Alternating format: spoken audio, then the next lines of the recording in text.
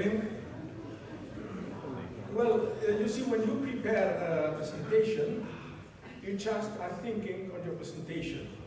But then, when there is the time for the presentation, you see that there were before some other presentations, and you say, well, how should I continue now? Because, especially after the session from our good friend Stefano. But okay.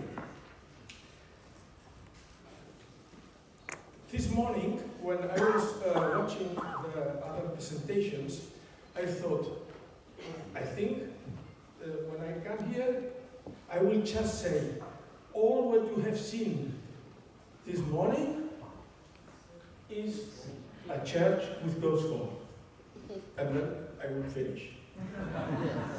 But well, I am here, so, and I have prepared it, so I will go ahead. I remember 5 or 6 years ago, we had a General Assembly in Barcelona, Stella, Barcelona, and Auxiliary Bishop from Barcelona was with us. And we were explaining all what we did. And he said, what you are doing, this is exactly what Pope Francis means when he speaks about a church which goes forth. And after this, I started to think about this, and I discovered that we have a treasure in this idea developed by Pope Francis, a church which goes forth. It's on his apostolic exhortation, Evangelii Gaudium, that he underlines the importance of the church having an attitude of being permanently going forward. And this idea of a church permanently going forward finds in the pastoral care of the sick an ideal setting for its development.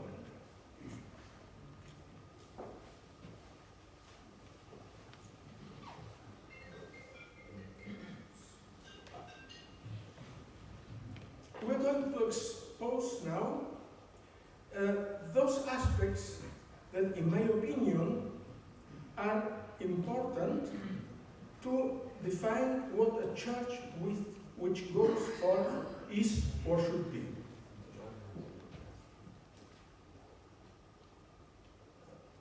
Well, everything starts from the mandate of Jesus. This is explained in Evangelii Gaudium 19. Evangelization takes place in obedience to the missionary mandate of Jesus.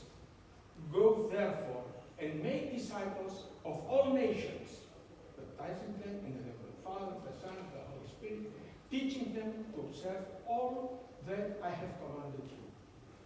This is the start for any church which goes forth. Which are the characteristics of this church which goes forward? Well, to fulfill it, it should go forward. It's clear. It cannot remain what it is. Maybe it is some idea in your thoughts. It would be a good image for the seafarer. But what does it mean to go forth? I will now explain generally what does it mean, and afterwards we will apply it to our pastoral care for seafarers. At the beginning, we have to take into account that in the Bible, it's a constant, both in the Old and in the New Testament, that there is a constant call to go forth from our own comfort zone in order to reach all the peripheries. Abraham received the call to set out for a new land. Moses heard God's call, "Go, I send you." To Jeremiah, God says, "To all whom I send you, you shall go." And afterwards, in the New Testament, we will see how Jesus sent all the disciples, and also how he says we shall go to other places.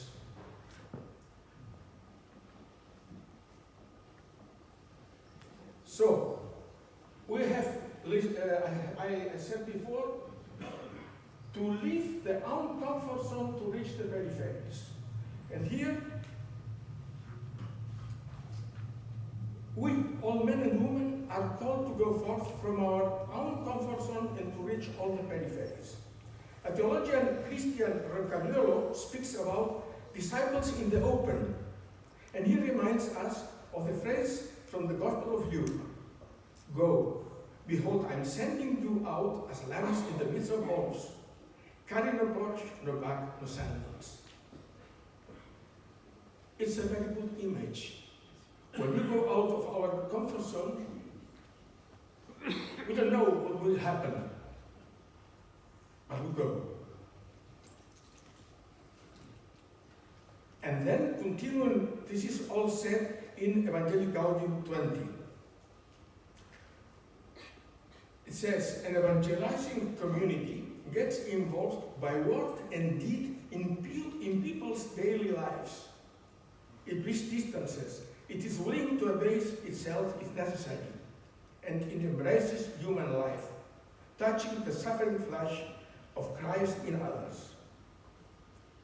As church, we cannot look at the daily reality from the outside, but we have to commit ourselves. We have to walk side by side with all those men and women who seek a better world. We have listened this morning a lot of testimonies of this being involved in by word and deed in people's daily lives. In Evangelii Gaudium 24 says, an evangelizing community goes out to others, seek those who have fallen away, stand at the crossroads and welcome the outcast. It bridges distances. It is willing to abase itself if necessary and embraces human life, touching the suffering flesh of Christ in others. In our world, there are many outcast people. Missionary disciples who take the first step. It's another of the images that use Pope Francis, to take the first step. The church which goes forth is a community of missionary disciples who take the first step, who are involved and supportive, who bear fruit and rejoice. Taking the first step is not easy, but someone must do it. To become a church-filled hospital. This is an image used by Leonard Boff when commenting Evangelii Gaudium. And he says, he asks himself, from where and to where should the church go forth? And he replies, from a church fortress that protected the faithful from modern freedoms toward a church-filled hospital.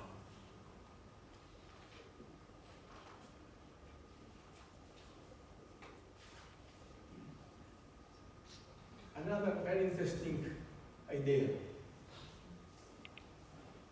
To take off their own sandals before the sacred land of the other. When accompanying people, we also should take off our own sandals before the sacred land of the others.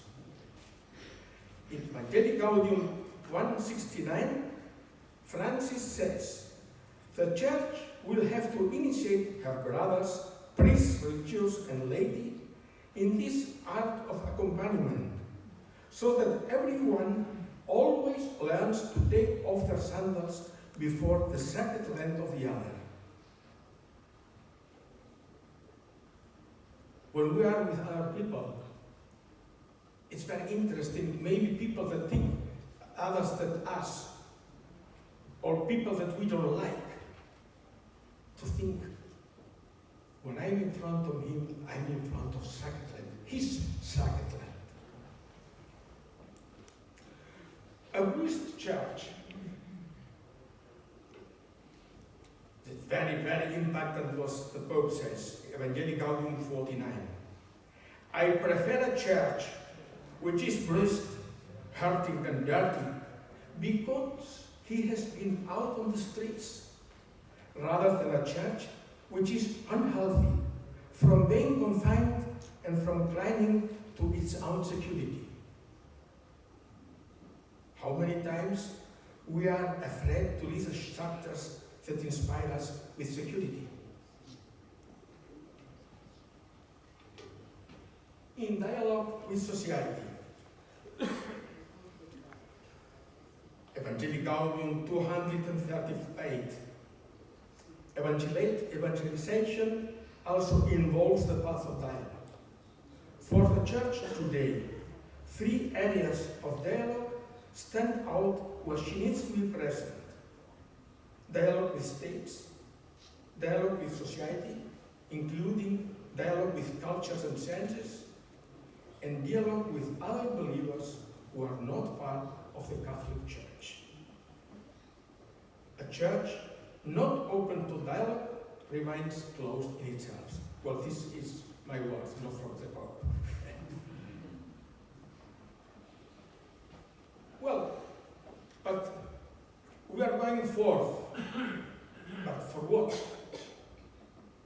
The purpose is to carry out a mission. Let us now stop for a moment around the concept of mission. Mission, insofar as it means sending or mandate, presupposes that there is someone who sends and someone who is sent. The church has received the mission from God, not from men. Christ has directly entrusted to the church the deposit of faith, of revealed truth, so that it might faithfully expose and announce the gospel to all peoples. Another theologian, Marciano Vidal, underlines that the greatest innovation intended by the Pope is to create in the church an awareness of missionary nature, of not understanding the function of the church from a conservation perspective, but rather from an exit of mission.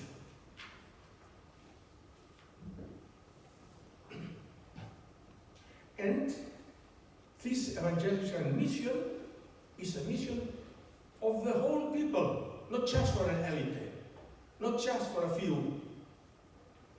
In Evangelicalium 1:13, the Pope says, He, means God, has chosen to call them together as a people and not as isolated individuals.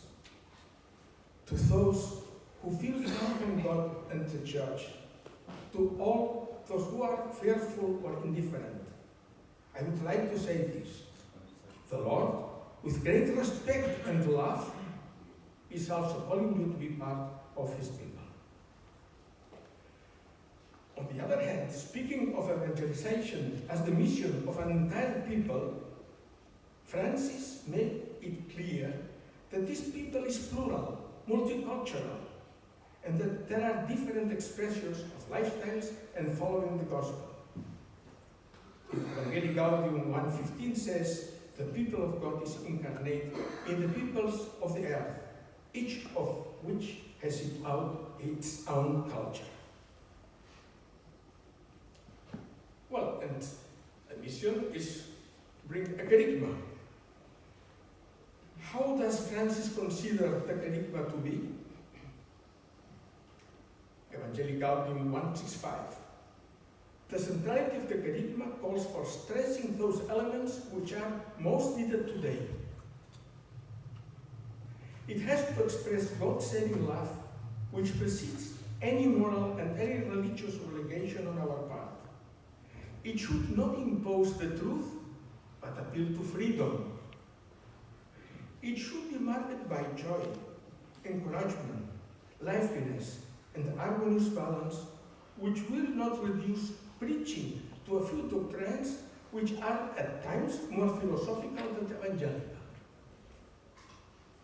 And continues in Evangelicalium 1:77, the kerygma has a clear social content. At the very heart of the gospel is life in community and engagement with others. The content of the first proclamation has an immediate moral implication centered on charity.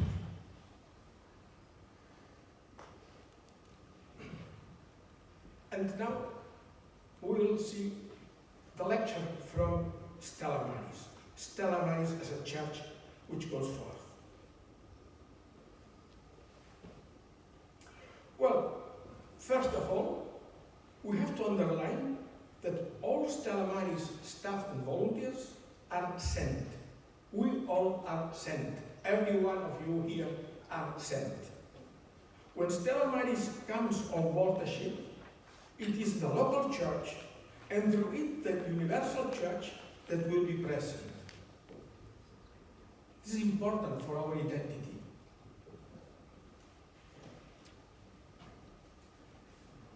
To leave the uncomfort zone to reach the peripheries.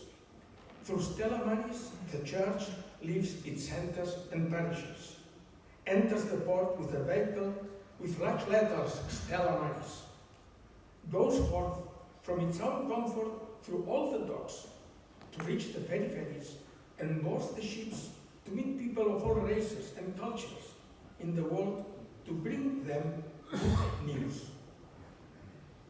Ship's visitors are out in the open and have no other protection than inscription on their vest, Stella Maris. And that is the first thing that before knowing his or her name, the crew will know. Stella Maris visited us.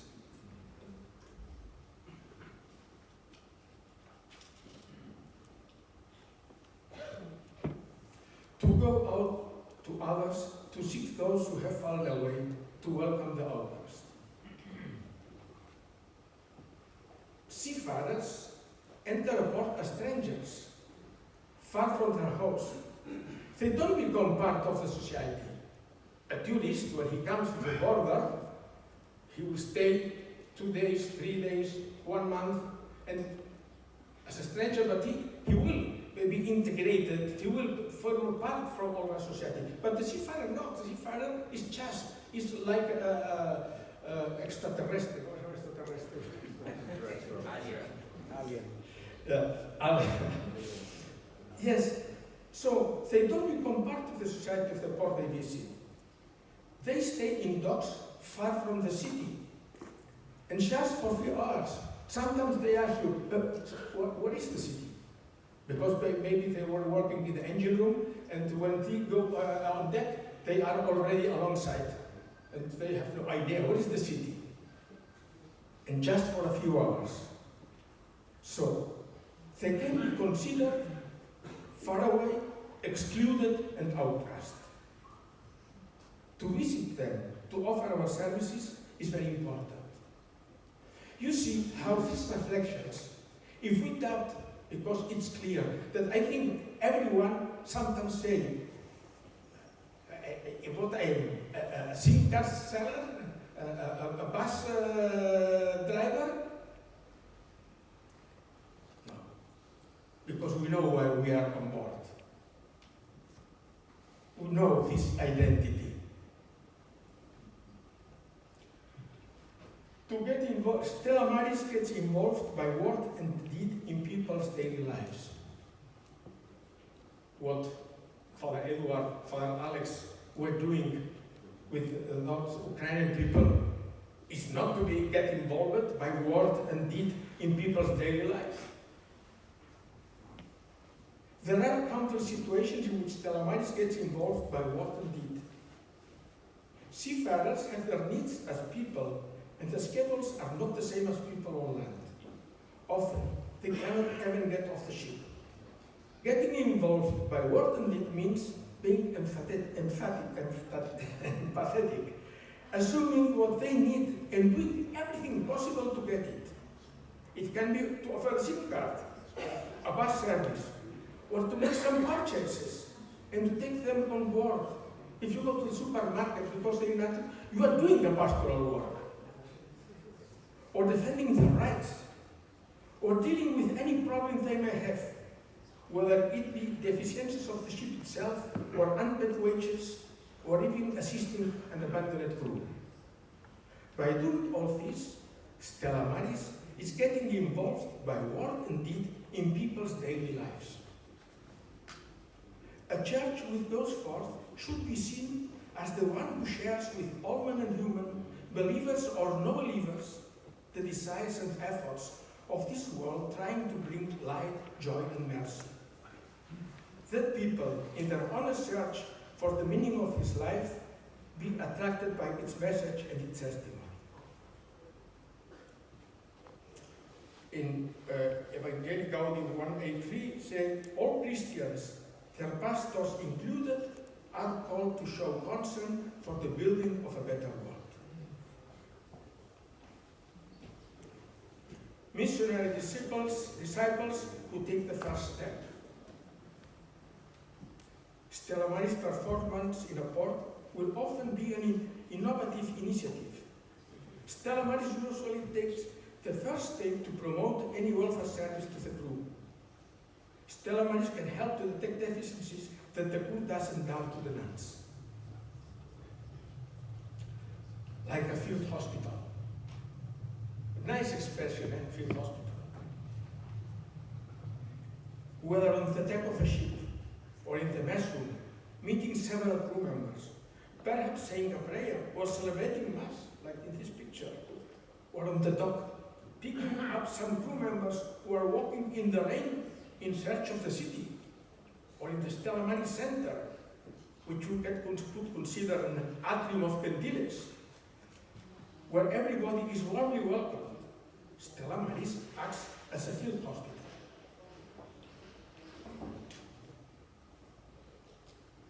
To take off their own sandals before the sacred land of Allah. When coming on board a ship, when we step on the deck of a ship, we are stepping on sacred land ground of its crew. And we should take off the sandals of our culture, of our way of thinking. In Evangelii Gaudium 169, we read, the church, well, I repeat, I said it before, will have to initiate her brothers, priests, religious, and laity in this art of accompaniment, so that everyone learns to take off their sandals before the sacred land of the other. When we enter a ship, we find people of different religions, or perhaps agnostics or atheists, but the ship is their home. It is somehow their sacred space, and we must address them with humility and respect. A priest church going through the docks sometimes fills you with dust. When boarding a ship, you can scratch or stain your clothes. When fighting for the rights of the seafarers, we can also get hurt.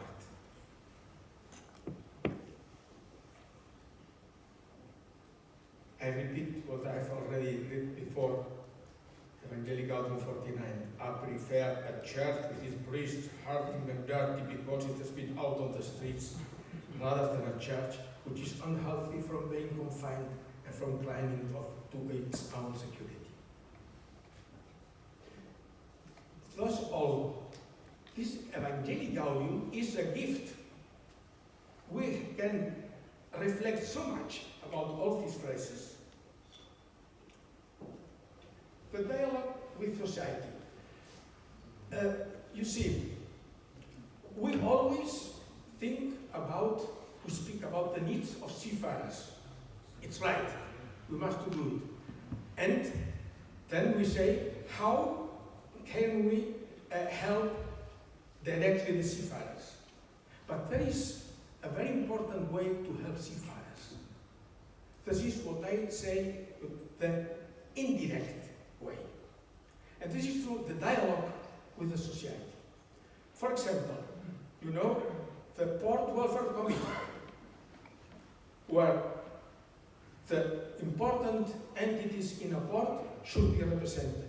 Port Authority, Harbour Master Office, ship's agents, ship owners if there are, etc., etc., ITF inspector, and of course Stella Maris. And what is the aim? The aim is not that the ship agent become a Stella Maris, but that the ship agent, aware of the needs of seafarers, when doing his job, tries things also in the human aspect of the crew. Or when the Harbour Master Office, the inspector comes on board, he thinks there are persons there, how are they living? etc., etc., etc.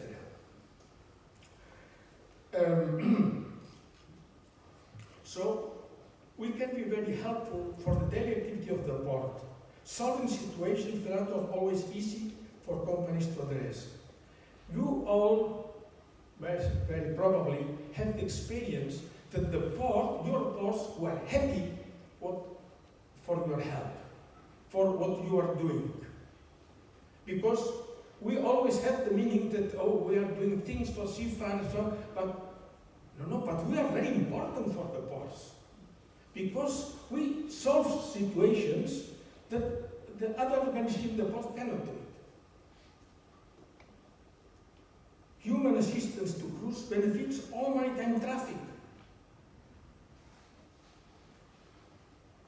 When a ship has any problem, with the crew, that there is somebody that takes care of the crew. Even, in the pandemic, crews that asked us, please, we need SIM cards. But it's not possible to come on board. It's locked. Only on the ship can one person of the stevedores, maybe 2 persons. What shall we do? We are anxious because we cannot speak with our family. What can we do? A packet of SIM cards going to the terminal. Even to the terminal, here you have the SIM cards. Bringing on board. We will give not them directly because we can't. Okay, then, after the terminal maybe will collect the money if they can, if not. But we are helping because the people that is anxious because they cannot contact their family, cannot do their work good.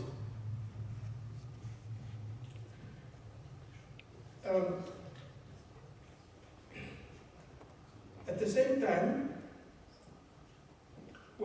Stella Maris can also reflect and work together with the port on the social and environmental sustainability.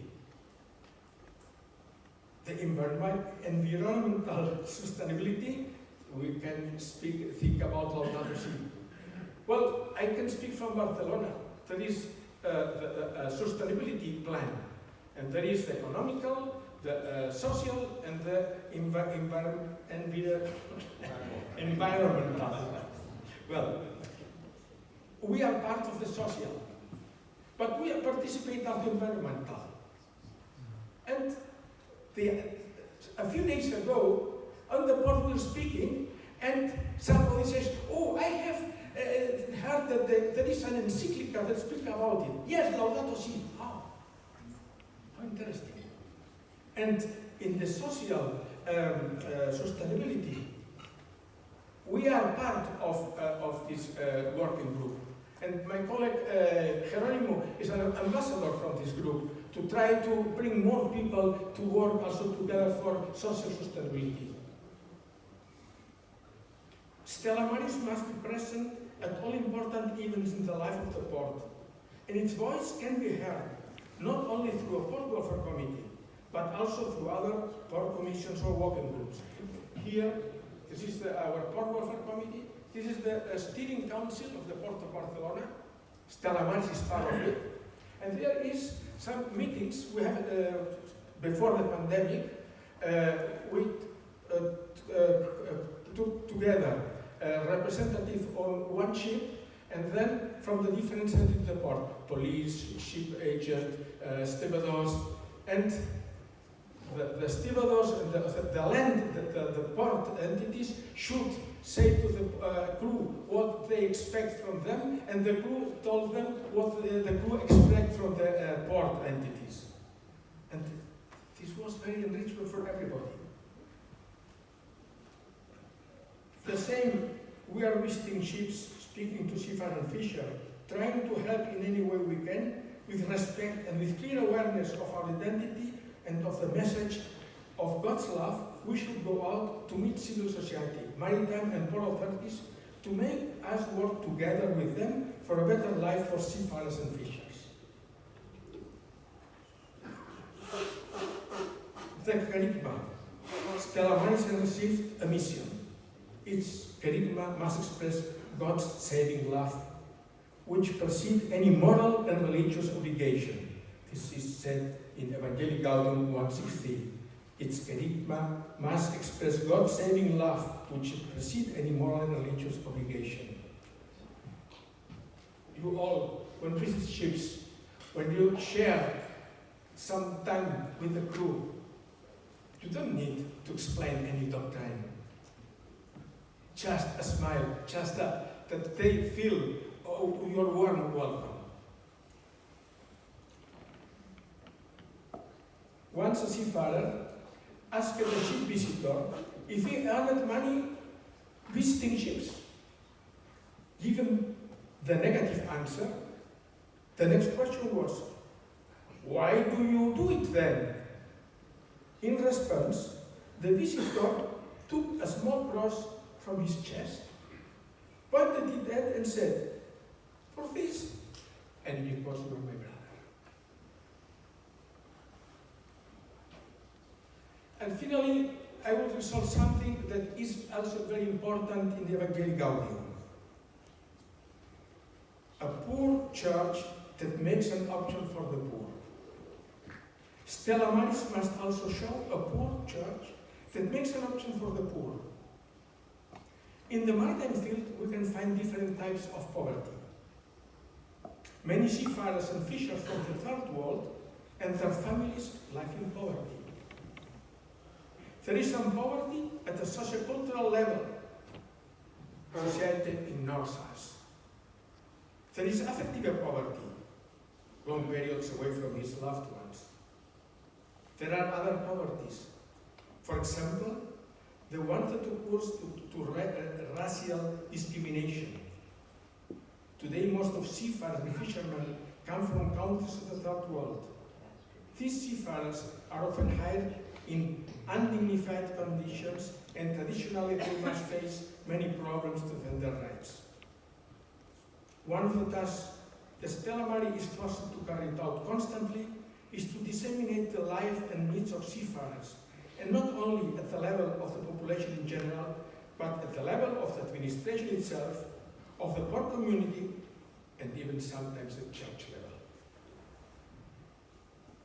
Stella Maris should be also an image of a poor church. Stella Maris is often poor because its economic means are very precarious. Stella Maris is poor because it has no authority, no other authority than morality.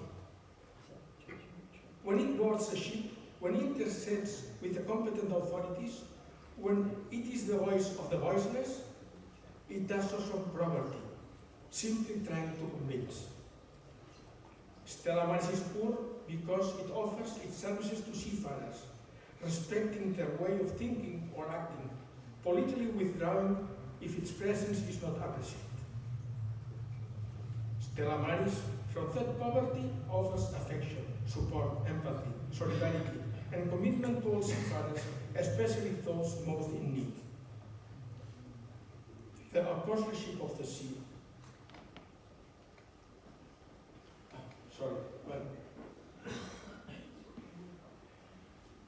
This is absolutely. The apostleship of the sea, in its work, must show the specific of Christian morality, which is on the hand a question of identity, and on the other a question of testimony. The work of Stella Maris is always an outgoing church work, immersed in by word and deed, in the daily life of a port, in touch with seafarers and fishers, in dialogue with the civil society. Stella Maris tries to fulfill the mandate of bringing to the people from the sea the message of Christ's love. That's Stella Maris, your home away from home. Thank you.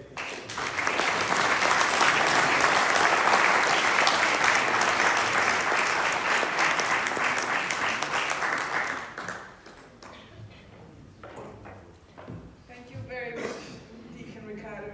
That was an absolute pleasure. So now we are getting to the final speaker today, and it is Martin Foley, who a lot of you will know from Stella Maris UK. He's also the European director of Stella Maris, and he is, yes, please come to the stage. He was trained as a lawyer.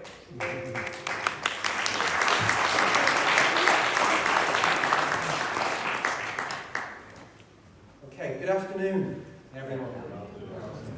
I appreciate that I'm the final speaker of the day, and the title of my presentation is a call to maritime action. I think some of you probably feel that action is the last thing you need to sleep.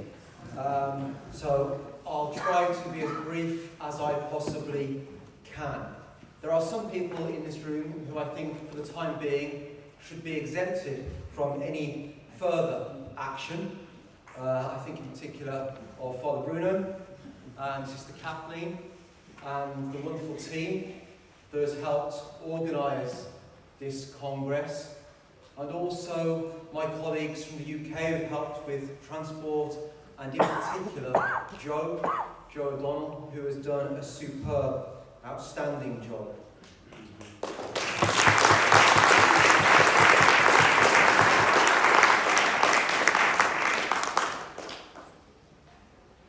But the title of my presentation is a call to action. We've come here to Glasgow to celebrate, to give thanks to God for all the wonderful work that you and your colleagues back home do. And it's right and just that we give thanks to God. But it does no harm for us to be challenged too. And that's what Stefano has done this afternoon. And indeed, I think what Ricardo has also done. I know the ways in which I can be better in my work, that I can improve. And I think one of the strengths of Stella Maris is our willingness to engage in honest self-reflection. Ultimately, that's what our beneficiaries deserve. And one of the fundamental points that Stefano's research, based on your responses, demonstrated is that our network can be more effective. That we can move beyond our comfort zones, as Ricardo said a few moments ago. And I would say this is not about ripping up the motu proprio Stella Maris. Rather, I would say it's about ensuring that our motu proprio, our governing document, better reflects and acknowledges and more effectively facilitates the collaboration between the clergy, and that includes deacons, religious and laity, in the mission of Stella Maris. And by doing that, roots us ever more firmly in the mission of the Church. Now, a few days ago, with some of my colleagues from the UK, I was on retreat. And the priest who was leading us in that retreat invited us to reflect on a verse from Scripture. And I was wondering how I would open my presentation, and obviously God, as always, has a plan. And the verse from Scripture was Acts 4:32. And I quote, "The community of believers was of one heart and mind." The community of believers was of one heart and mind. So I'd like to reflect on how we can cultivate greater unity in Stella Maris, in our mission, so that we can be a more effective network in service of seafarers, fishers, and their families. Fundamental to our unity is obviously our shared Catholic faith. It's the bedrock of our mission. This mission that the Church has entrusted to us. I'd also like to explore some values which I'd also suggest should underpin our mission, so that our faith, our shared faith, and our values stir us into action. Through Stefano's research and during the pandemic, and also since the pandemic, we've conducted some research and undertaken some training workshops, one in Rome, one in South Africa, one in Manila, where we've sought to explore our mission and how we apply that. And from your feedback through those workshops, through the research, I'd like to propose 3 values that I think are shared by all of us. They're love, solidarity, and integrity. These values are the beliefs that are shared within an organisation. They define how we behave when undertaking our mission. So just to expand in a little more detail on those 3 values that I'd like to propose for your reflection. Love. Charity is love. Stella Maris exists to love the people of the sea. Our staff, our volunteers, and all those with whom we work. As somebody said this morning, we strive to will the good of the other. And that love must also encompass self-care, as Father Paolo mentioned this morning. And I think when we leave here, we should seriously consider how we can better support one another, using the technology at our disposal, at national, regional, and indeed global levels.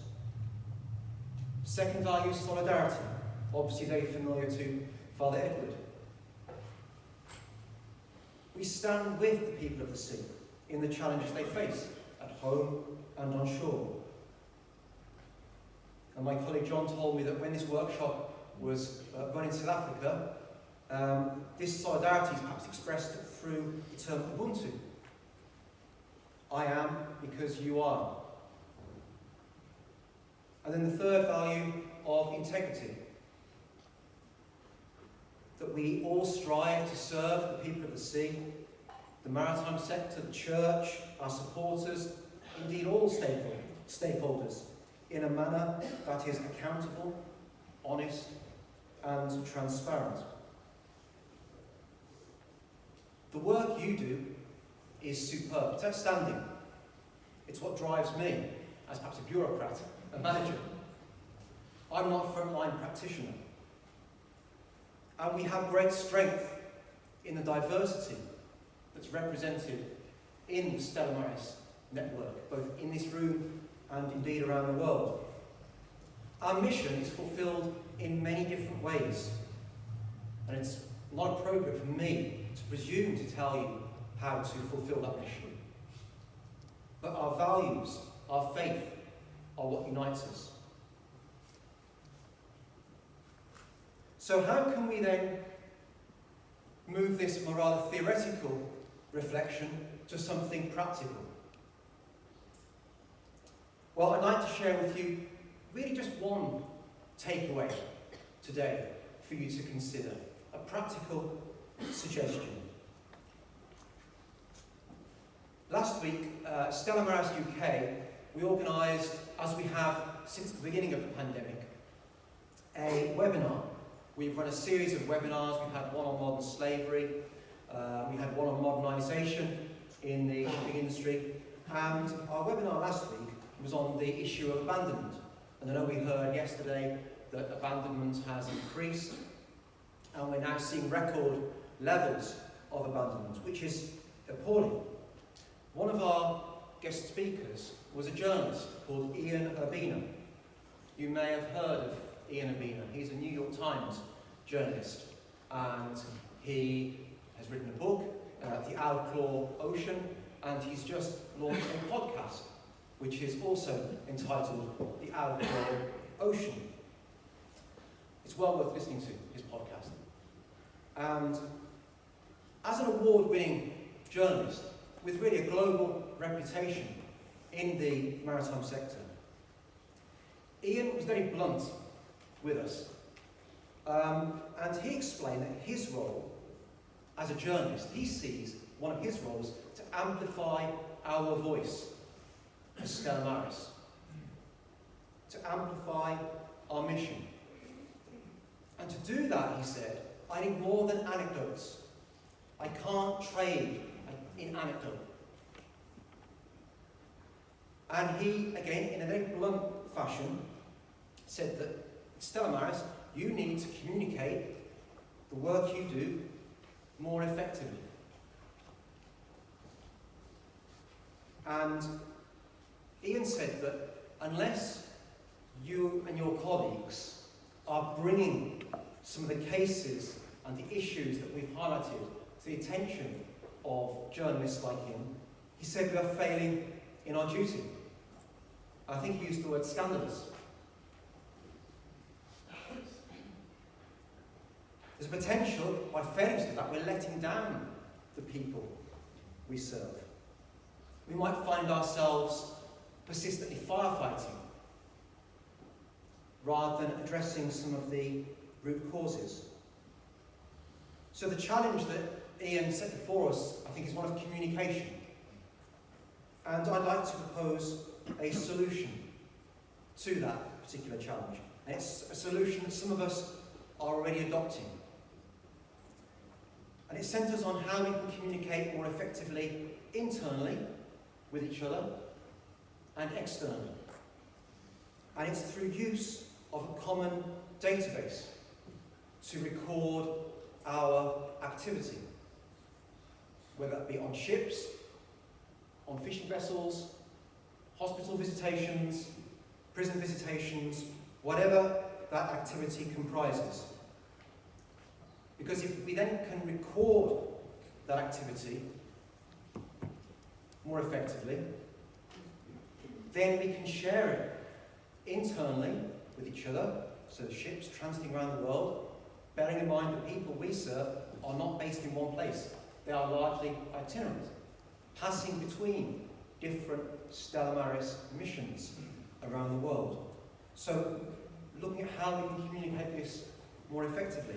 Some of our colleagues are using this database already to enhance communication. Colleagues in Kenya, I think in South Africa, some colleagues in Europe are using this database.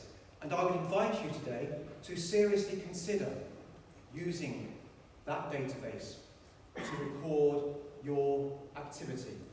My colleague Pat, who manages this database for us, has left some flyers on the tables.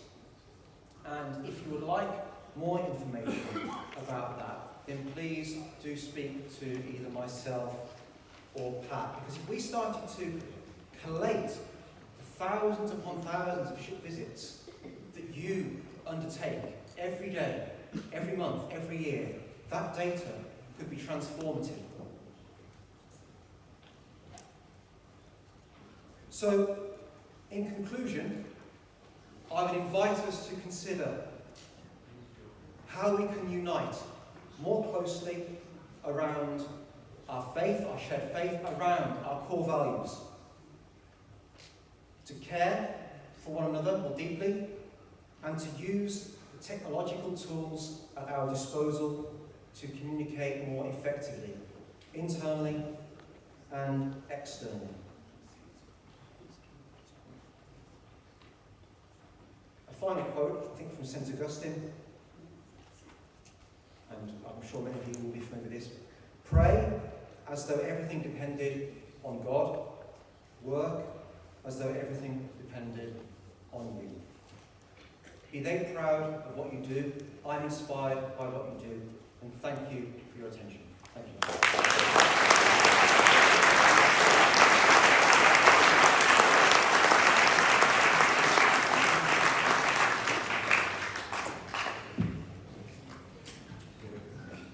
Martin doesn't get a whistle.